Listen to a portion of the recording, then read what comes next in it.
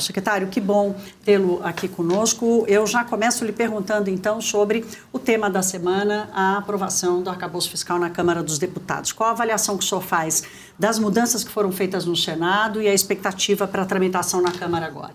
Olha, Thaís, quando foi aprovado o texto na Câmara dos Deputados, houve um consenso mínimo, né, a busca do equilíbrio, e foi aprovado um texto que acho que atendia minimamente a todos os atores. O governo apoiou a aprovação do projeto. Quando foi para o Senado, inicialmente havia expectativa até da ausência de alterações, né? O Senado entendeu por bem, o relator entendeu por bem e o Senado validou algumas alterações. Uma delas até pleiteada pelo governo, né? Que era a questão de um ajuste operacional para a diferença de inflação, enfim, tem um regramento, sobre a questão da apuração do IPCA, e por conta de tudo que aconteceu no segundo semestre do ano passado, que teve um processo de desoneração temporário, mas muito forte, ele gerou uma inflação relativamente artificial. Tivemos alguns meses negativos por conta desse processo de desoneração, principalmente de combustíveis, né? E que reflete uma distorção no período acumulado de 12 meses. Então, a inflação dos 12 meses, de julho a junho, ela vai ser uma, a inflação do ano será outra, e isso cria alguns problemas, porque a maior parte dos benefícios sociais são corrigidos pela inflação do ano. Então, tem um processo de ajuste. A relatoria na Câmara dos Deputados, o deputado Cajado compreendeu a situação, colocou uma previsão da possibilidade de abertura de crédito adicional, mas somente após a apuração efetiva dessa diferença.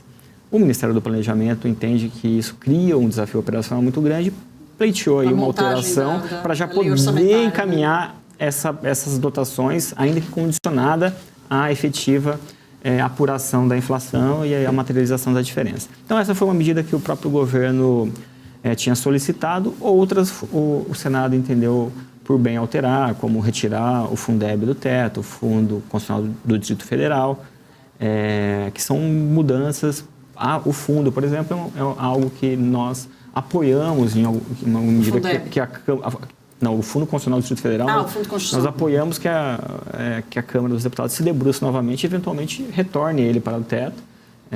Acho que foi uma inovação que foi trazida pela própria Câmara dos Deputados, mas nós entendemos que foi uma medida correta, no caminho correto, porque primeiro que não se trata de cortar recursos do fundo, e sim ajustar o processo de correção dele para o futuro, né?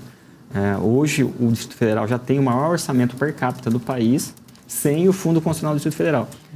Com o fundo, só o fundo, ele já representa hoje mais do que o orçamento per capita da maior parte dos estados brasileiros. Então, ele é maior do que o orçamento per capita do estado da Bahia, do Rio Grande do Sul.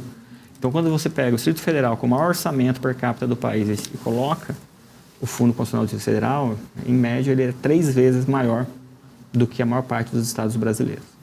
Então, olhando do ponto de vista da federação, há que se ter um equilíbrio, e ele é corrigido hoje por 100% da variação da receita da União. Então, o que está se propondo, que foi a alteração, é primeiro ele ficar dentro do teto, segundo, alterar a forma de correção para que ele respeite os mesmos percentuais do arcabouço. Então, se num determinado ano o crescimento real é de 2%, 1,5%, ele vai atingir esse mesmo percentual. Então, esse é um assunto que nós temos discutido com o relator na Câmara dos Deputados, e, eventualmente, se a Câmara dos Deputados entender por bem voltar o texto relativo a esse ponto, nós tendemos a apoiar.